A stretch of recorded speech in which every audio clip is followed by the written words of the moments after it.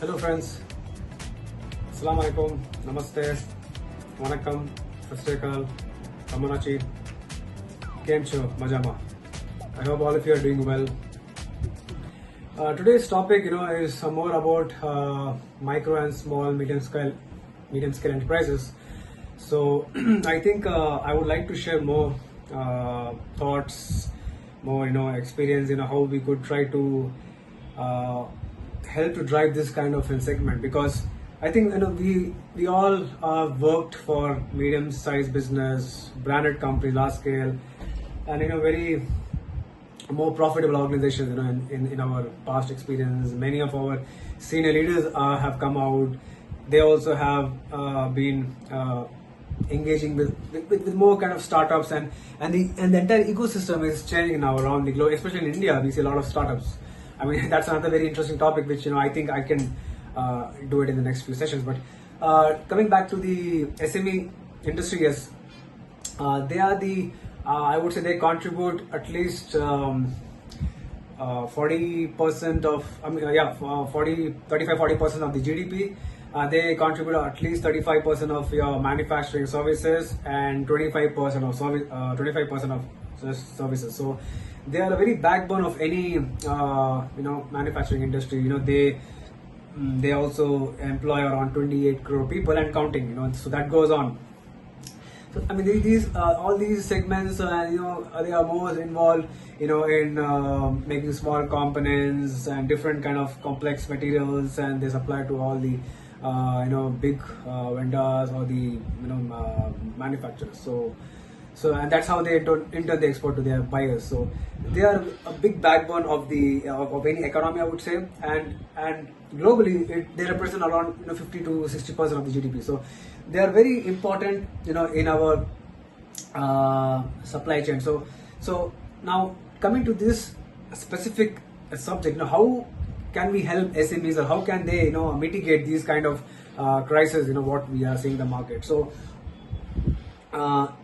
as first of all, I mean, we all know there are these post-COVID, the world is not like before. We have seen every year there is a geopolitical crisis. There are disruptions due to the labor shortage. You have your different government policies coming in place, restrictions to a lot of technologies, and also you have these climate changes everywhere. So the way things are changing every year, the supply chains have totally been disrupted. So how organized the supply chains were, pre-COVID and all in so many decades, now the trend is totally different. It's not, as I mentioned in my last video, it's just it's very volatile, and this is the new norm which all of us have to go through this in the next few years, I would say. So we have to just adapt. We have to be very flexible, in how we can run the business. So you have supply chain diversification, where you just cannot engage on one supplier. So that's why we have a strategy of using China plus one supplier. As we have seen now in the last few years, you just can't rely on China. You have to depend on other markets like India, Vietnam, Bangladesh, Thailand. So there are different growing or emerging economies, where we'll have to try to source products, try to source raw materials, and see where can they come up, in terms of these kind of critical crises. I mean, we see China had restricted their export licenses because they are one of the critical rare earth minerals manufacturers. I think last year when the US administration, especially Trump, when he imposed the tariffs, so we all saw how China was controlling the rare earth minerals, because 90% of the world's rare earth minerals come from China. So they are very critical to any of your chips making industry, semiconductors, all those which goes into automobile, your day-to-day appliances. So these are all very critical industries which we cannot avoid. You have even, I mean, they also, because of this, even the semiconductor or the Taiwan marketing semiconductor company in Taiwan, so which is one of the biggest company, TSMC. So they also get affected. So that's why we really need to diversify, or we have to adopt more of a China plus one strategy, where you could try to open a few more manufacturing plants and source because of many these kind of trade policies. Also, if you there's also where we could try to go local sourcing, regional, or same from your own country from where you try to source products. I mean, if you take an example for one of the most high fashion garment brand like Zara, the Spanish brand. So I mean, they have started opening manufacturing stores in near around Europe. You have in Portugal, in different cities, even in Spain. You have in different outskirts of Spain, and they're able to locally source, and it's another way of easy access to the markets. You don't have to always export it from your other supplier countries. Where because you will have different trade disruptions, these kind of war crises, and also you have the because of these. Even we have seen the Red Sea, the Suez Canal being blocked for 2 years. So all these, your trade flows, your maritime shipping gets affected, and it finally the routes are getting changed, and you end up losing your stock for much for a long period of time, because it takes more number of days to come in a vessel. So that's why we have to also rely on local sources, where you could try to source your products at a very good period of time. So that's very critical for local sourcing. Next, even the SMEs, they also have to try looking into AI kind of or digital way of techniques, where they could try to deploy certain kind of IT systems into their embedded network, and try to incorporate predictive analytics, where they could see the historical data and see how many shipments they must have done in a year, in a month, and what are the strengths, and how can they forecast what kind of orders can come from their own customers. So it's more of an IT driven infrastructure, which they have to invest some capital, and they have to also be really flexible, so that it is easy for them to monitor, and also it gives them visibility, how they could monitor and track all these inventory flows, your shipments coming on time, and everything, whichever orders are whichever orders are left, which part number, how many quantities you have to export, and so it gives you a really leverage, how you could improve your efficiency, by 20 to 30%. So that's very important. Another strategy is you need to build, as I said, even in my earlier supply chain video, you need to build inventory. So you need to have a buffer stock, at least 30 days, for 30 to 50 days you need to have. And it's not about, we used to talk about lean inventory, just in time, the famous Japanese concept. Those days are gone, actually, I would say, because now you have just in case. You need to build your extra inventory. You just, as I mentioned, because of all these geopolitical events, trade policies, rerouting maritime routes, and labor problems in every origin countries, you cannot just depend or rely on one source. So you need to have your products are not being delivered to the customer, or are not reaching to the distributors or your retail stores, then you end up in losses. So your entire sales are being lost, and you're also losing out on the competition to others. So it's very critical. You need to build a buffer stock.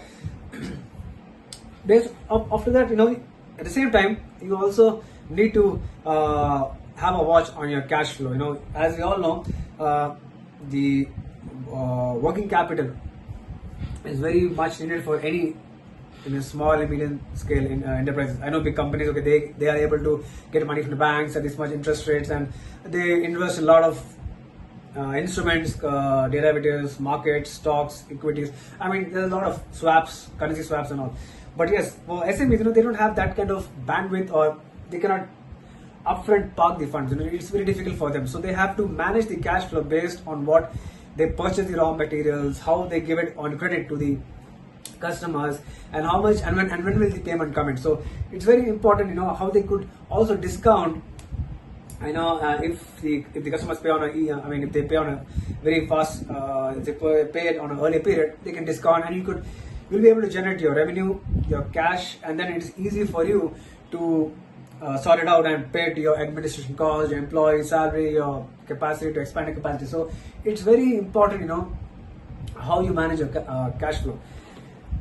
After that, then you just cannot sit on. I would say you need to generate.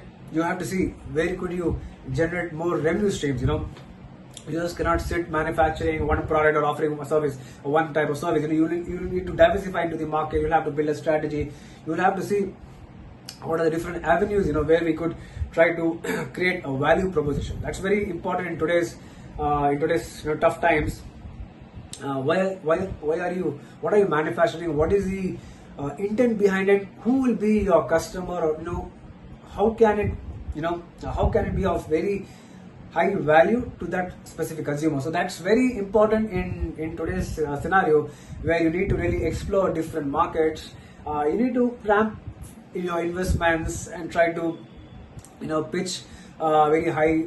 I would say high profile investors who are very interested in your business, or they might see what is the USP of your business. So that's another thing which as I mentioned, it's a very interesting topic for startups. But we will eventually I will go into that context later on.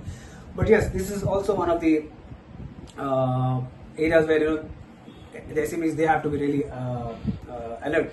And how do you stay agile, and how do you try to always be ahead of the market? You need to be very flexible, and as SMEs they tend to be more flexible rather than all the big corporates, big brands, because the big brands they have their own compliances, and they have their own policies, regulations which they have to take every approval from the board of directors, the stakeholders. So it takes time.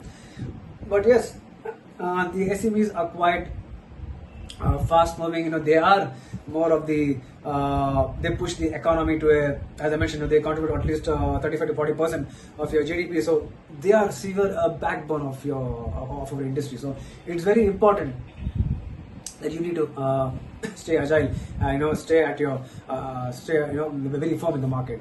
And finally, you also need to develop a framework or a strategy, how you could scale your business. How could we it involves everything, your diversification into different markets, your controlling your cash flow, and then also how, as I mentioned, how do you start deploying your AI systems, your IT, and so that you are able to be ahead in the market. You're able to foresee what's the crisis, or what can be, what can happen in case we don't take any precautions. So that's very crucial for all of us. And the companies that survive are not the biggest, actually. They are the fastest to adopt. So we need to keep in note. And you could also see, I'm just trying to give a perspective, the total share of the exports, how the micro and small medium scale enterprises have done in the last few years. I mean, this is the data from 2024. You could see, prior to COVID, just the financial year of 2019-20, it was almost 49.75, close to 50. But how things were going, and it came down post 2020, and then you had the Russia-Ukraine crisis and your Red Sea crisis till 2023, 2024. It started picking up very slowly, 45.73, and right now in 24-25, they're still coming to 45.79. So I think there is more future for SMEs. I mean, yes, as I mentioned, they are the backbone, so definitely they'll keep concentrating on the more on this industry. So, and also it is a very interesting news, and which I have pulled out from one of the Standard Chartered report, future of trade resilience. You would see that India emerges as one of the best investment places. We have seen the last 2 to 3 years, especially post-COVID, the way government has positioned India on world map. So if you see, you have 47% of your sourcing is coming from India, 41% is from manufacturing, and 48% is from exporting. So the next emerging countries, as you see, you have Malaysia, you have India's overcome China, and the main Southeast nations, and the way things are changing. Yes, India is as I mentioned, it's at a very sweet spot. So I think it's very crucial for SMEs, to try to adapt, to try to be agile and stay, resilient, in these tough times, so that they're able to maneuver whenever they're tough times. Because I know it's quite struggling for any small and medium scale companies, to perform very consistently. So it happens. Yes, it's very critical for them to meet everybody's expectations. They have to take care of the employees, the salaries, administration, and a lot of the input of the raw materials and etc. So this is my today's conclusion. And yes, if there's any questions and any thoughts, please feel free to add in my comments box. If there's any other topic which you would like me to share, I would be really happy. And yes, please do subscribe to my YouTube channel at M1Mwala, and I will see you tomorrow. Take care, stay safe, and have a nice week ahead. Thank you.